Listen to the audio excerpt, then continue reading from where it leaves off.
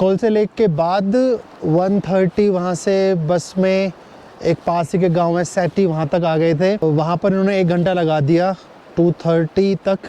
उसके बाद एक जो छोटी वैन होती है ना मेटाडोर टाइप की, पीछे शायद दिख रही होगी, अदरवाइज मैं बाद में दिखा दूंगा। 45 मिनट ड्राइव करके वहाँ से हम इस लोकेशन पे आ गए हैं। अब यहाँ पर क्या चाहिए है कि यहाँ से 40-45 मिनट्स की हाइक है और सब कुछ ना स्नो कवर्ड हो रखा है।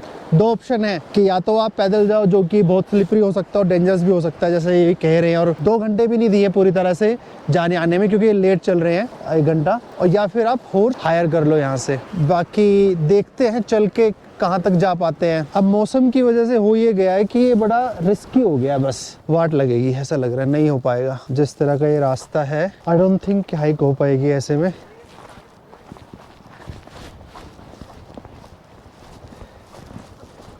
तो यहाँ पे एकदम से क्या हो गया कि हॉर्सेस सारे चले गए हैं, तो अब अगर चाहिए हॉर्स तो वेट करना पड़ेगा। कह तो रहे हैं कि आधे घंटे में आएगा, लेकिन अगर आधे घंटे आने में लग गया तो वो टाइम तो चला ही जाएगा ना। काफ़ी खाने पीने की चीज़ें हैं आसपास में।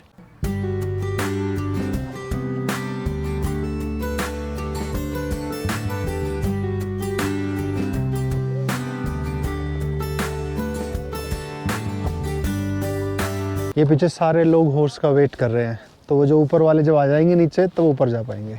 हॉर्स के चार्ज हैं 500 टेंगी रिटर्न और 1 साइड 3000। इस बस के टूर को मैं पर्सनली बहुत ज़्यादा एंजॉय नहीं कर पाया। उसका रीज़न ये था कि बस बिल्कुल पैक थी और उसमें हीटर चल रहा था बिल्कुल हाई लेवल पे। उसमें कोई भी ना वेंटिलेशन नहीं था। I was feeling suffocated. तो कोलसाई लेक पहुंचने के बाद मैंने उनको बोला कि थोड़ा वेंटिलेशन का कुछ कर दीजिए। ही डिडंट इवन केयर, कोई ना रिस्पॉन्स ही नहीं दिया बिल्कुल भी। ठीक है, कोलसाई लेक करने के बाद हम वापस आ गए, तो उनको मैं दोबारा से बोला, मैंने कहा मेरे को बहुत ज्यादा प्रॉब्लम हो रही है, I am not able to breathe well and I am feeling sick totally, तो आप थोड़ा देख लीजिए। तो उसके बाद उन्होंने जो एकदम सर के ऊपर छोटे छोटे फैन होते हैं वो चेक किए, तो वो नहीं चल रहे थे। मेरे वाला बिल्कुल नहीं चल रहा था। मेरे से पीछे 2-3 सीट पर चल तो रहे थे, लेकिन वो बहुत ही मतलब जैसे कि 5 स्पीड उर्दू 1 पे चल रहे थे। तो उसके ऊपर भी उन्होंने हाथ खड़े कर दिए कि हम क्या कर सकते हैं। तो उसके बाद मैंने बोला कि अगर ज्यादा कुछ नहीं कर सकते तो आप हीटर जो बहुत हाई है, और लोगों की जैकेट्स निकल गई थी जैसे गर्मी हो, ऐसा हो गया था अंदर का माहौल, और कोई कुछ भी नहीं बोल रहा था। तो मैंने कहा थोड़ा इसको कम कर लो, शायद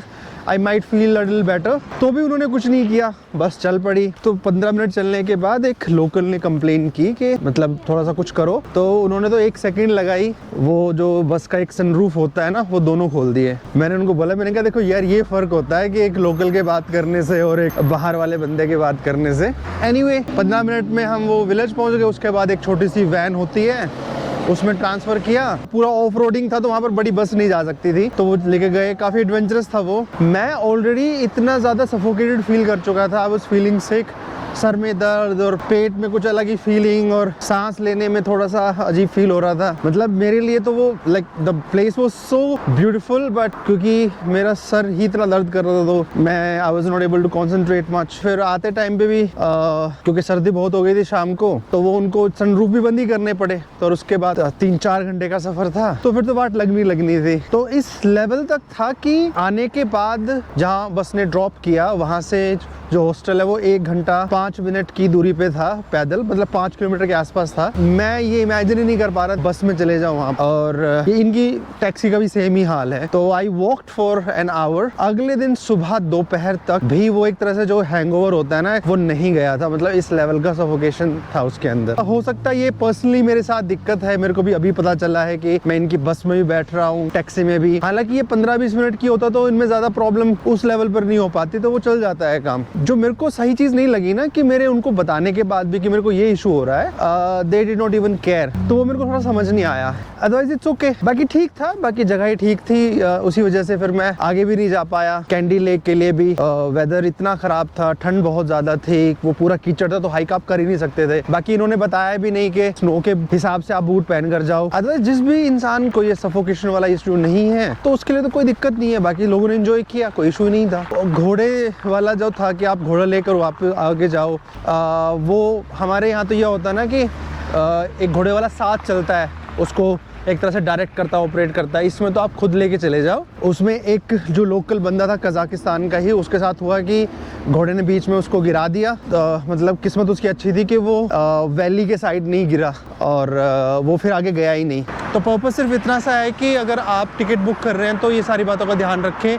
अगर ये कोई दिक्कत आपको नहीं होती इस तरह की तो फिर कोई प्रॉब्लम ही नहीं है।